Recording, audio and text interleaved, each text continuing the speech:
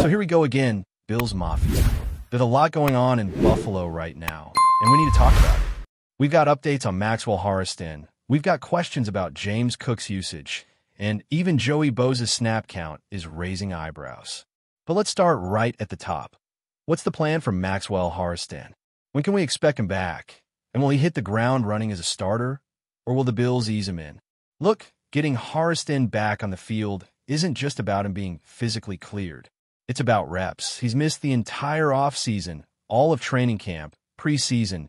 He hasn't been part of the actual on-field work in a long time. So even once the medical staff gives him the green light, the real question becomes, is he mentally ready to step in and contribute to a defense that's already mid-season deep into game planning?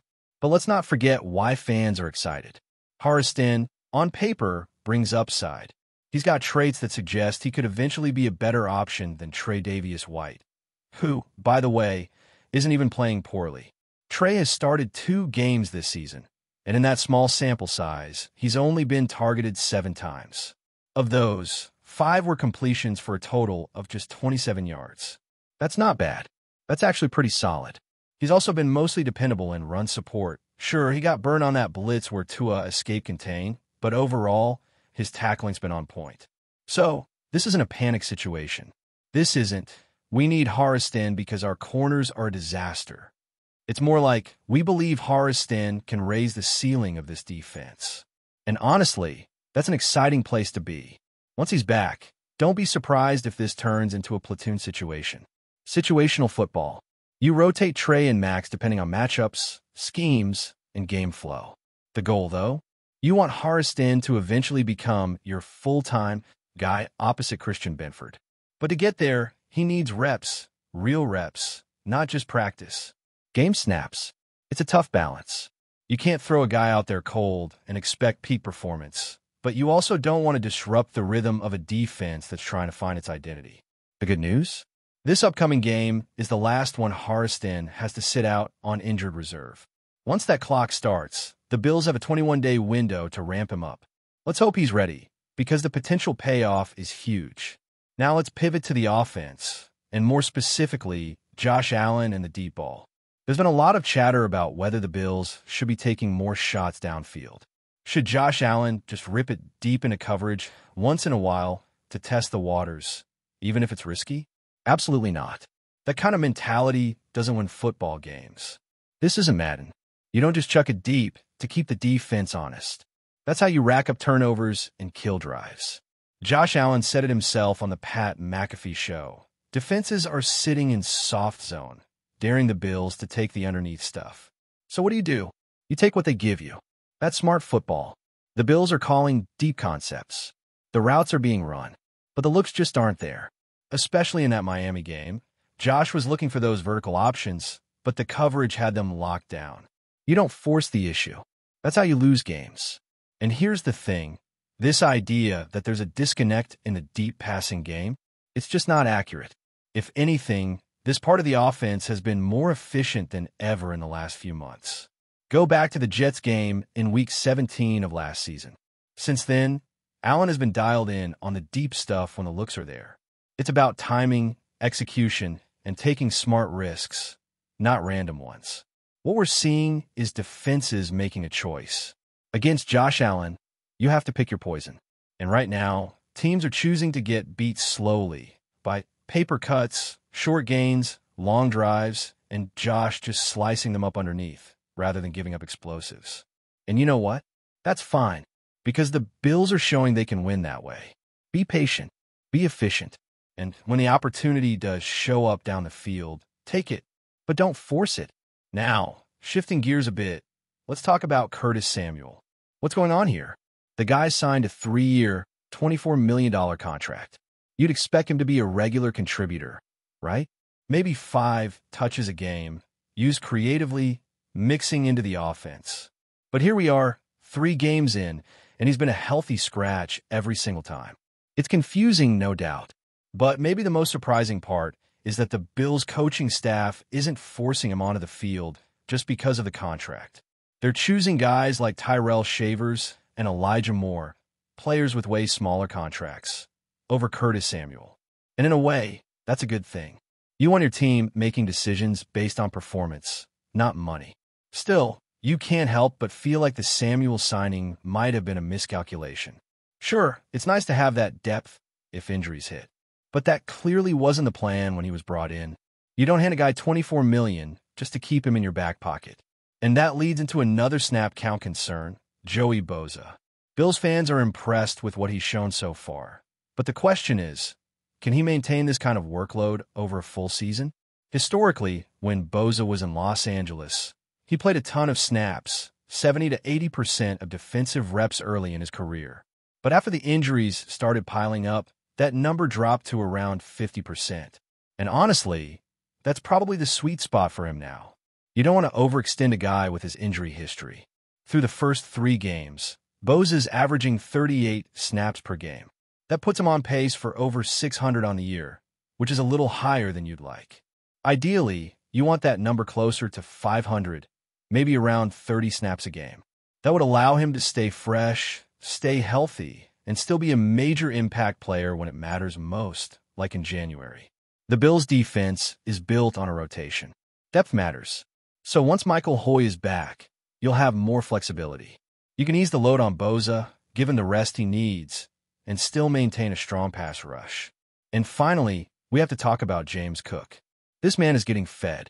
Coming into Week 4, he was already top 10 in the league in rushing attempts, and then he added another 19 carries against Miami. That pace puts him on track for over 300 touches this season, which would be a massive jump from his previous highs. Is that sustainable? That's the big question. Historically, James Cook has never come close to this level of workload. In college, his most touches in a season were around 140. Even last year in the NFL, he had just over 230. Now we're talking about 350 plus? It's a red flag. Not because he isn't good, he's excellent, but because of his body type. James Cook is not a bruiser like Derrick Henry or Josh Jacobs. He's leaner, shiftier. He does a great job avoiding big hits, which helps, but when you start piling up that many touches, the wear and tear adds up. Right now, the Bills aren't getting much from Ray Davis, which makes the Cook volume make more sense. But that's also the problem. Davis was supposed to be the power complement, but so far, he hasn't looked effective. He's averaging under 2 yards after contact per attempt, and he's barely seeing the field. That needs to change if you want to keep Cook fresh and explosive for the stretch run. And there's more. Ray Davis dropped about 10 to 15 pounds heading into the season. He wanted to become more of a James Cook-type back. The problem? That's not his game. Last year, he was breaking tackles and pushing piles. This year, he's not the same. The weight loss might be a factor. He's lost some of that physical edge, and the results speak for themselves. Now, let's dig a little deeper into this Bills defense, because there's been a lot of noise after the Miami game. People are raising eyebrows about the third down defense, the lack of pressure, and overall consistency. And yeah, let's be honest, 10 conversions on 15 third down attempts is way too much. That's not sustainable if you want to be a top-tier defense. But let's not ignore the bigger picture. Situationally, the Bills were actually doing a good job getting Miami into third downs. That in itself is a win. The problem is they just couldn't close the deal.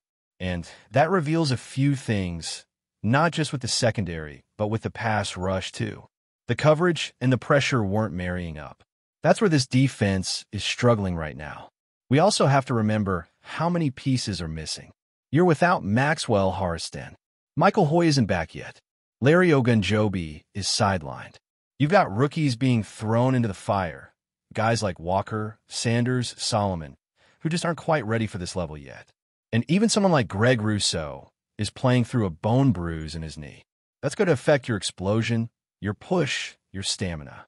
Joe Calia reported that Rousseau picked up the injury during the Ravens game, and it tracks. His production hasn't looked the same since. And on top of all that, Ed Oliver's been out the last 2 games.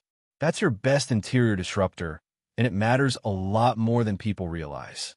The combination of missing talent and trying to implement new schematic elements, more man coverage, more blitzing, heavier use of 3 linebacker sets, all of that adds up. So yeah, it's messy right now, but this isn't the final version of this defense. This is the beta test. It's a unit that's still coming together. There are definitely concerns, though. The biggest one is consistency in the pass rush. The Bills haven't had that elite, game-wrecking edge guy that teams like Dallas or Cleveland have. And it's a fair criticism. Joey Bosa brings some juice, but he's on a snap count.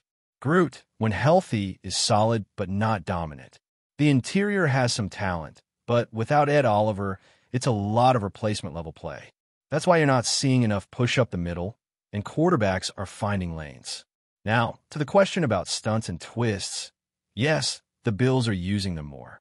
Right now, the stunt rate on passing downs is about 26%.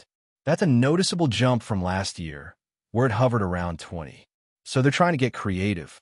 But it only works if the guys executing the stunts have the timing and chemistry to pull it off.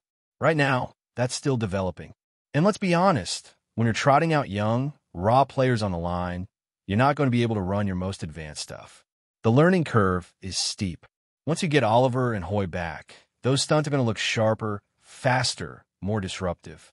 That's when you'll see the full potential of this defensive line. But until then, yeah, it's a bit of a mixed bag. Switching sides again, let's talk a little about O'Cyrus Torrence. Quietly, he's playing good football, especially in the run game. His technique and leverage have been clean. He's opening lanes, sealing blocks, and playing with power. In pass protection, he's been okay. Not elite, but certainly not a liability. And that's a win. He looks like an above-average starter right now, and that's exactly what you want in his second year. As for the concern about Tua and third downs, yeah, he made some impressive plays. He extended drives, found receivers, converted with precision. But let's not get carried away and start projecting that into the postseason just yet. Patrick Mahomes is a different animal. And when the Bills do face Mahomes, and we know they will, the game plan is going to look very different than it did against Miami. With Mahomes, you have to be more disciplined in your rush lanes. You have to play contain because he will burn you with his legs and off-script throws. That's not Tua's game. So yeah, if you saw Tua breaking the pocket and thought, oh no, Mahomes is going to destroy us, I get it. But the defensive approach against Mahomes is much more controlled, much more tailored. And again, let's see where this defense is in December and January before we make too many declarations. And speaking of declarations, let's talk legacy for a minute. Is Josh Allen closing in on Bruce Smith as the greatest Buffalo Bill of all time? Honestly, I think he might already be there, or at least standing shoulder to shoulder. Think about it. Bruce Smith might be the greatest pass rusher the league has ever seen. The sack numbers, the consistency, the impact, it's legendary. He was the face of an era, a defensive anchor who dominated for nearly 2 decades. That's a hard standard to match. But Josh Allen? This guy is rewriting what's possible at the quarterback position. He's not just mobile, he's dominant. Not just strong-armed, but precise, creative, and explosive. Nobody in NFL history has scored touchdowns at the rate Josh Allen is scoring them. Nobody. He is the most prolific offensive threat the league has ever seen. That's not hyperbole. It's backed by the numbers. And he's not done yet. Before we dive back in, make sure to hit that subscribe button and give this video a thumbs up. Your support helps us keep delivering the latest Buffalo Bills updates straight to your screen. And hey, don't hold back. Let us know your thoughts on today's news down in the comments. The sports world is buzzing with whispers, and the latest storm seems to be coming straight from the NFL and MLB. First, an eyebrow-raising comment from a Chiefs coach has sent Eagles fans into a frenzy. During what was supposed to be a routine press conference, the Kansas City coach reportedly dismissed Philadelphia's recent performances in a way that many are calling disrespectful and provocative.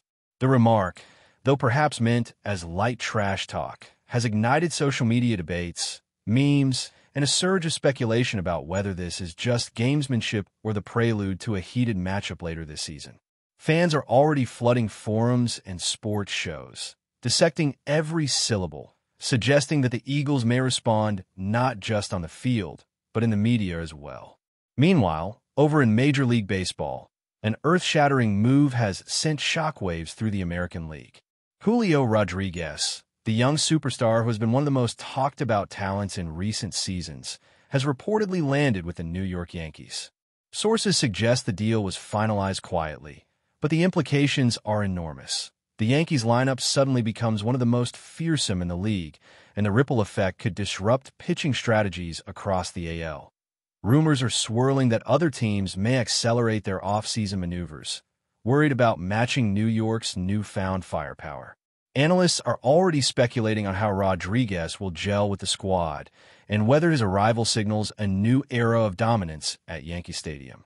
Adding fuel to the rumor mill, the NFL landscape is witnessing a shocking twist. Mitchell Trubisky, once a promising name under the spotlight, is reportedly out of the Buffalo Bills organization in a move that insiders are calling completely unexpected.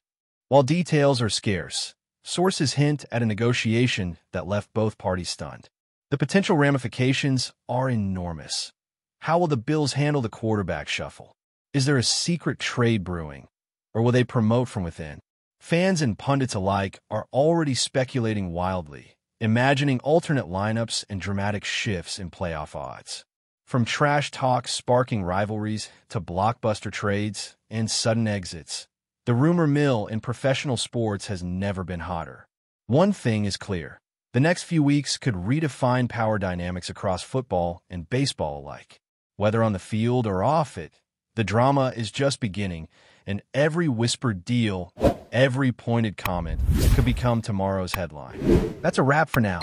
If you enjoyed the video and want to stay on top of all things Buffalo Bills, make sure to subscribe and hit that like button. We'd love to hear what you think in the comments. See you in the next update.